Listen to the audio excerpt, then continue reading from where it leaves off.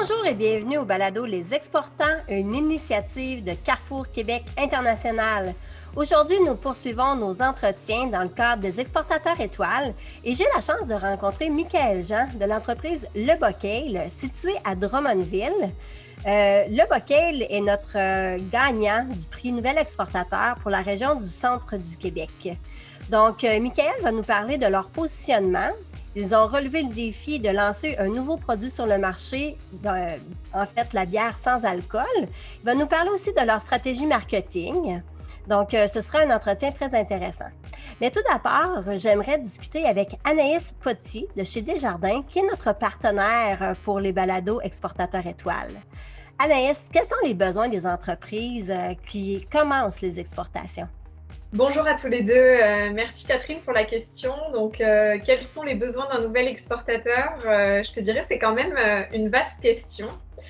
Dans un premier lieu, pour moi, le premier besoin pour un nouvel exportateur, c'est vraiment d'être bien accompagné. En effet, faire une première vente à l'international, se lancer dans l'inconnu de l'international, c'est faire face à toutes sortes de nouveaux enjeux, mais également de nouvelles règles du jeu avec lesquelles on n'a pas forcément l'habitude de fonctionner. Donc on peut penser notamment à s'entourer d'avocats, de fiscalistes, de comptables, éventuellement à poser des questions aussi à son ORPEX local, notamment CQI. Mais évidemment, je vous conseillerais aussi de contacter votre institution financière. En contactant votre directeur de compte ou votre directeur développement des services internationaux. On va pouvoir regarder ensemble les aspects qui touchent aux devises étrangères, aux taux de change. On va pouvoir regarder comment sécuriser vos paiements également. L'idée étant vraiment de réduire les risques et les mauvaises expériences pour vous à l'exportation. Mon conseil, c'est d'aller chercher également cet accompagnement le plus tôt possible aux prémices de vos discussions avec un partenaire à l'international. Non seulement parce que ça va vous donner de très bons outils pour votre négociation commerciale, mais aussi parce qu'il est souvent plus facile de mettre les bonnes choses en place dès le début, plutôt que de venir corriger des erreurs par la suite et défaire ce qui a déjà été fait.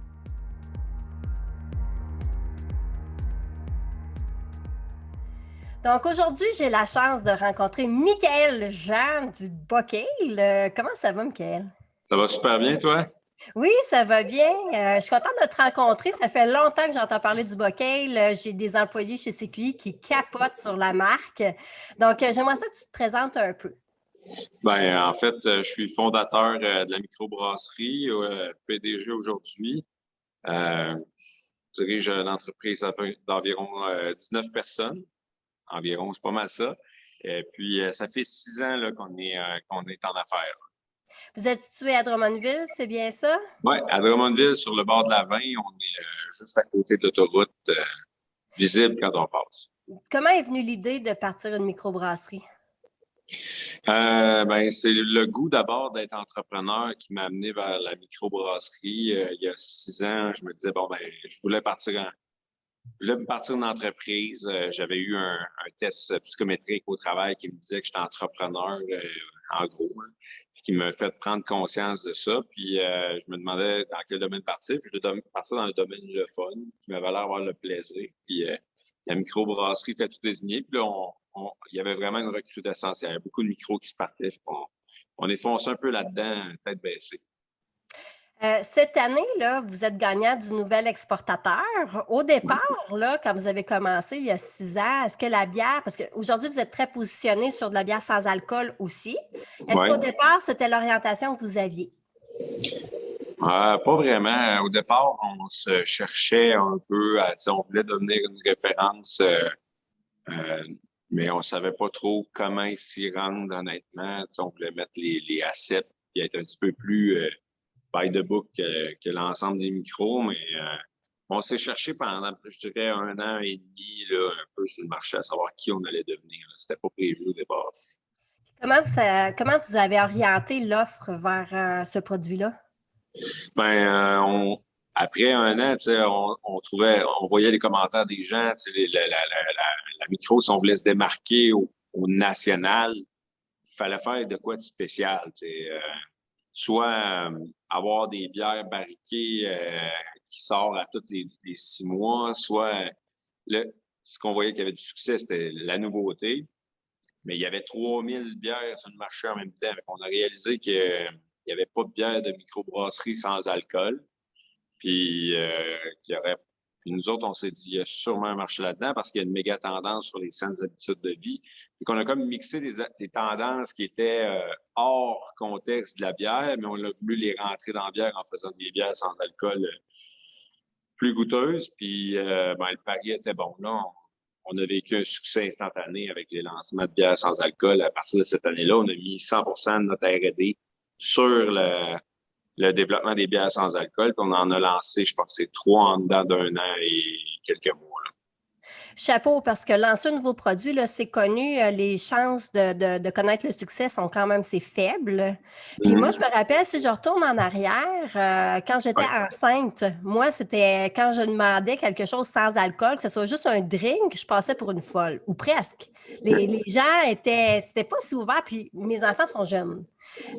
Donc, comment vous avez fait pour vous positionner sur le marché au niveau marketing, pour le vendre? Il y a eu plusieurs façons. Là. Il a fallu battre la trail, comme on dit chez nous. Là. On est allé dans les salons maternité, on a représenté la marque dans les salons de maternité. On s'est associé avec la Fondation Jean Lapointe. Ça a eu quand même un très gros impact pour nous autres, où on redonne à une fondation qui traite justement des dépendances d'alcool et de drogue. Ça a été... ça a été du travail acharné terrain, à vendre l'idée, à la promouvoir, à risquer du cash à TVA Sport, puis en visibilité. On a pris des guesses, comme on dit, là, on a pris des bons paris, puis on a été chanceux parce qu'on avait raison dans que le produit allait performer. Aujourd'hui, il y a beaucoup plus de compétition, il y a plus de produits, les gens sont... La trail est battue, puis on le voit qu'il y a un air d'aller. OK. Donc là, la compétition commence à rentrer sur le marché? Oui, exact. Là, on a été comme 3 ans quasi seul, on va se le dire, dans le domaine de la bière. Après, là, depuis 2 ans, là, on commence vraiment à avoir là, du monde là, qui produisent leur bière sans alcool. Là, vous continuez votre croissance. Vous avez gagné comme nouvel exportateur. Là, qu'est-ce qui se passe? Est-ce que tu veux m'en parler? Dans le fond, présentement, là, on est en train de prendre l'Ontario ou de rentrer en Ontario. Puis parallèlement à ça, on a un mandat là, qu'on est en train de mettre en place pour les États-Unis. On a un run to market en cours là-bas. Ce qui est dans le fond, on fait essayer nos produits aux distributeurs, aux détaillants et puis tout ça. Puis là, on a vraiment une bonne réponse. Fait que, au courant de l'année, on va mettre en place le plan d'intégration pour 2022 aux États-Unis. Okay. Donc, là, en fait, c'est ça. C'est l'Ontario pour l'instant. Est-ce que vous avez des projets de conquérir le reste du Canada? C'est certain. Présentement, à travers la boutique en ligne, on le fait déjà. On livre. Ça, j'aimerais ça qu'on en parle parce que la boutique en ligne, c'est quand même spécial. On peut commander puis avoir une livraison gratuite. Ouais. C'est ça que j'ai été voir. Je trouvais ça intéressant. Donc, est-ce que c'est un moyen de vente pour vous là, est-ce que c'est une part de marché intéressante? Jusqu'à actuellement, il n'y avait pas vraiment de marché de personnes qui vendaient en ligne. Il y a eu la compétition s'est vite installée, là. Oui, c'est une grosse part de marché. Dans le fond, en ligne, on vend beaucoup plus que ce qu'on vendait dans notre propre pub, qui est quand même pas un gros pub quand même, mais on vend plus de bière dans notre boutique en ligne que dans notre pub. Donc, c'est une tendance de commencer à vendre en ligne. Donc, ça, est-ce que ça vous permet de faire un peu d'exportation dans le reste du Canada? C'est ça que tu me disais? Oui, exact. On vend déjà en Colombie-Britannique. On a vendu dans toutes les provinces et les territoires. Là, on en a qui nous en achètent à Yellowknife. Puis comment ils ont entendu parler de vous? Bonne question. On fait de la publicité web. On fait de la publicité via les réseaux sociaux, mais il y a une demande. Là, c'est ce que ça nous prouve, c'est qu'il y a une demande. Puis, on a quand même un 30% de récurrence, 30-35, là, que les gens qui achètent, c'est des gens qui ont déjà acheté. OK. Ça, c'est très bon signe. Là. C'est que les gens aiment la marque, aiment le produit, puis ils deviennent fidèles. Exactement. Donc, nous, ce qu'on est en train de faire, c'est travailler sur augmenter le nombre de personnes qui viennent l'essayer. OK. Parce que le réessai est quand même là. Les gens rachètent, réachètent. Donc, il faut juste le faire goûter, le faire essayer, le faire découvrir. Fait qu'on on est présentement là-dessus. Puis, dans ton équipe, Michael, vous êtes combien au développement des affaires? Au développement des affaires, on est 1, 2, 3, 4, 5. OK, quand même 5 personnes sur une équipe d'à peu près, il me semble, tu me disais 18 19. personnes? 19 personnes. Donc, c'est un bon ratio. Donc, il y a quand même il y a un effort qui est fait pour le développement. Donc là, ce n'est plus seulement à Drummondville où est-ce que vous vendez, mais c'est aussi dans les succursales. Est-ce que vous êtes à la SAQ? Présentement, on n'est pas à la SAQ, mais on est à travers tout Métro, Sobeys, Lobla, Maxi, Super C. Il y a juste Couche-Tard qu'on n'est pas encore parce qu'on on n'a pas encore poussé fort de ce côté-là, mais on a environ entre 1500 et 2000 points de vente. Quand même. Puis Au Québec. développer ces points de vente-là, est-ce que ça a été difficile au départ? Est-ce que les gens étaient réceptifs à un produit québécois? On a eu extrêmement beaucoup de soutien de la part des détaillants plus spécialisés au départ. Eux, nous ont fait rentrer, étaient très contents de voir qu'il y avait de quoi de ce style-là, sans alcool, qui goûte quelque chose à offrir, qui vient du Québec. Fait que ça nous a beaucoup aidé. Puis c'était des porte-voix en or, là, où ils ont parlé beaucoup de nous. Ces gens-là sont plugués, comme on peut dire, sur les animateurs de radio locales. Donc, on a eu beaucoup de visibilité non payée, on va se le dire, de par la nature du produit, puis aussi de par la nature des gens qui nous ont poussés au départ. Et après ça, ça nous a permis d'avoir de l'intérêt des grandes chaînes. Après ça, d'avoir de l'intérêt comme là, on est en The Beer Store, d'avoir de l'intérêt qui vienne maintenant le téléphone sonne. Fait que c'est plus facile, on va dire, de faire des ventes maintenant que ça l'était dans le temps, mais il a fallu travailler. Selon toi, qu'est-ce qui vous a aidé le plus à connaître le succès?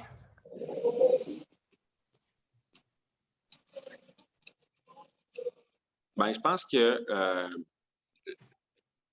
le produit qui était hors compétition. Tu sais, le fait qu'on soit ce qu'on appelle dans un genre d'océan bleu, puisque c'est l'innovation du produit te rend difficile de compétitionner parce qu'il n'y en a pas d'autres. Ça a été une bonne part du succès.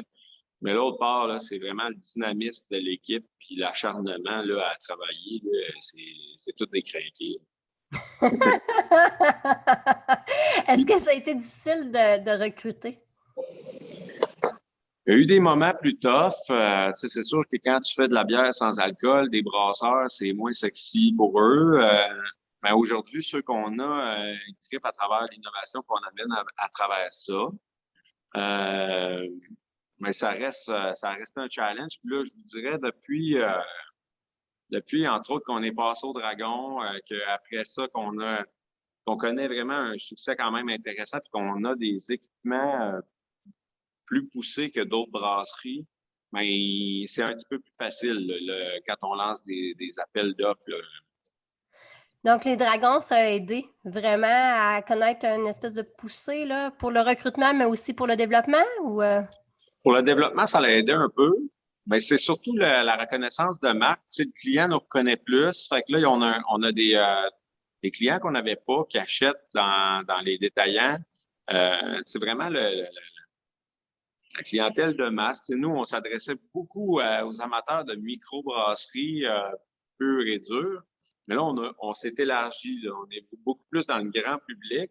Puis ça nous permet d'aller chercher plus de ventes et de vélocité. On le voit, nos magasins vendent plus par magasin.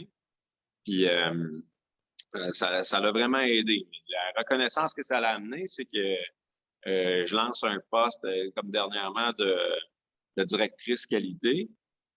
Ben, j'ai eu beaucoup de très bons CV. OK.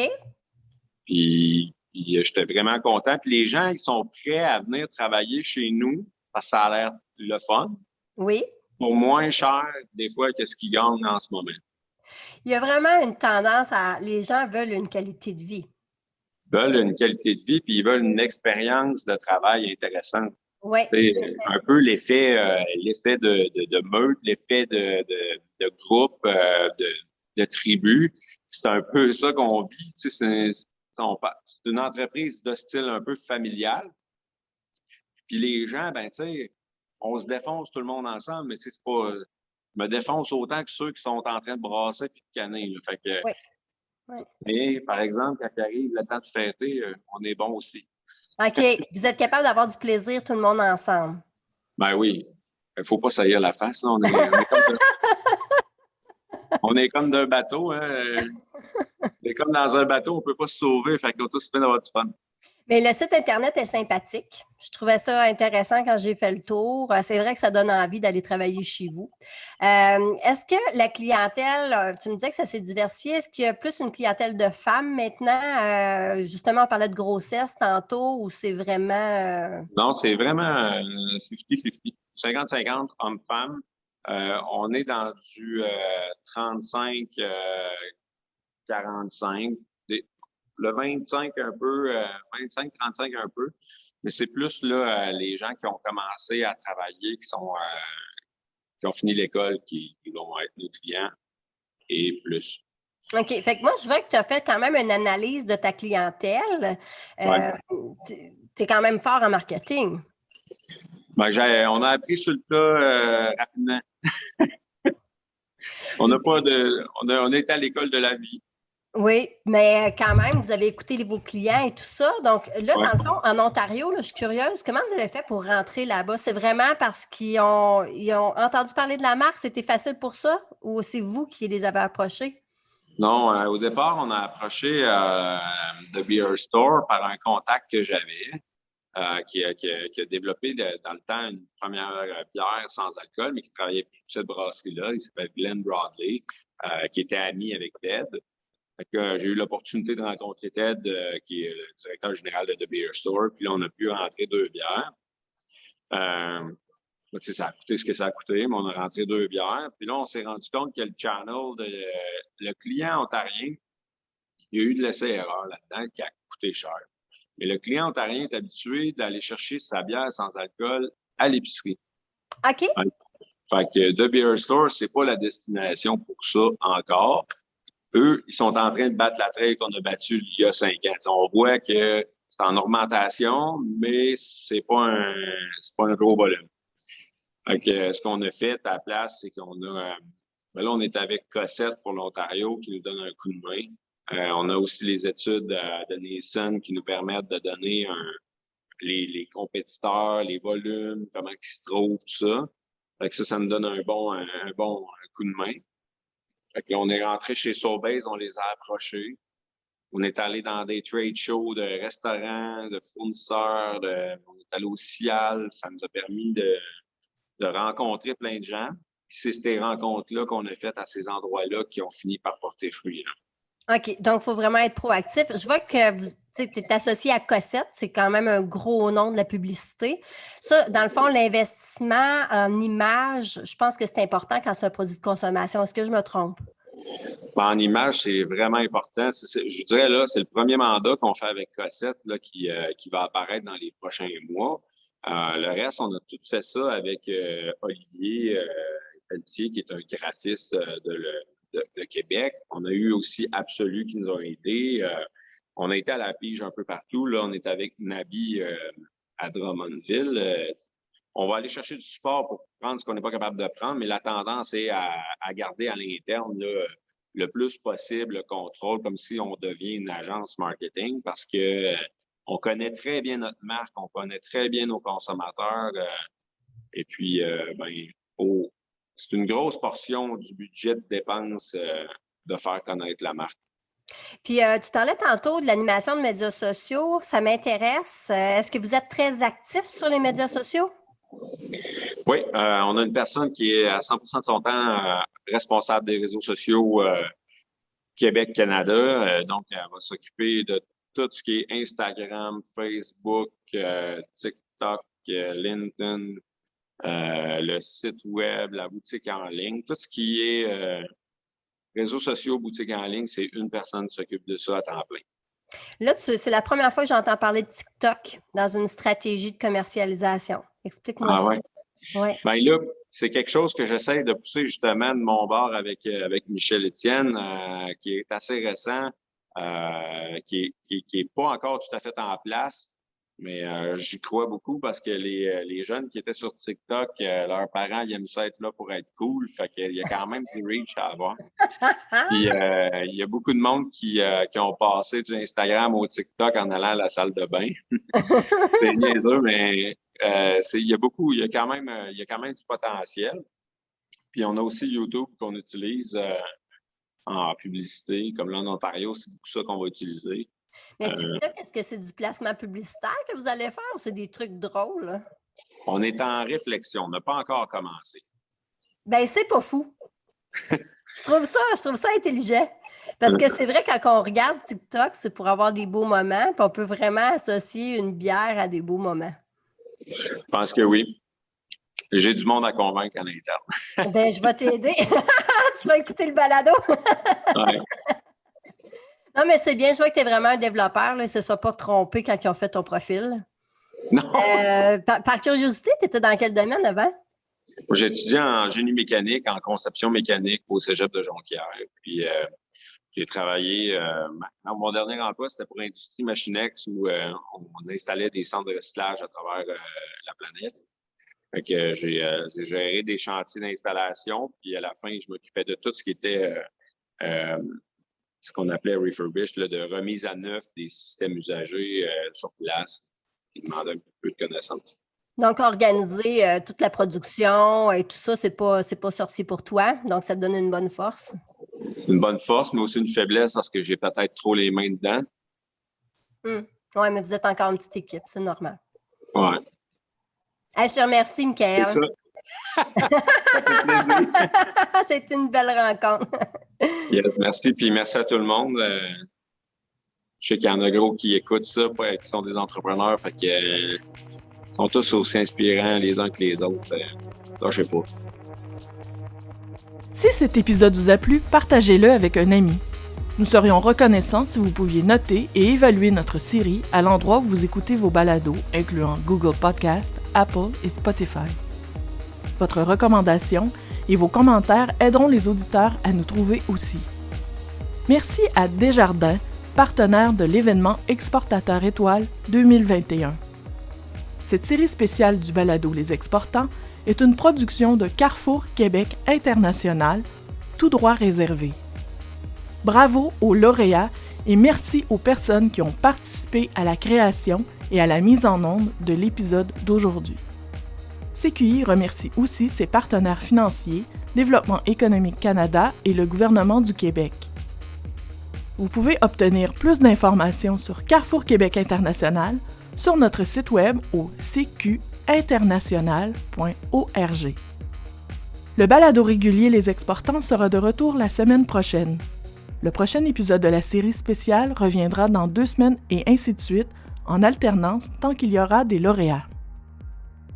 Merci d'avoir écouté Les Exportants, série spéciale Exportateur Étoile 2021. À bientôt!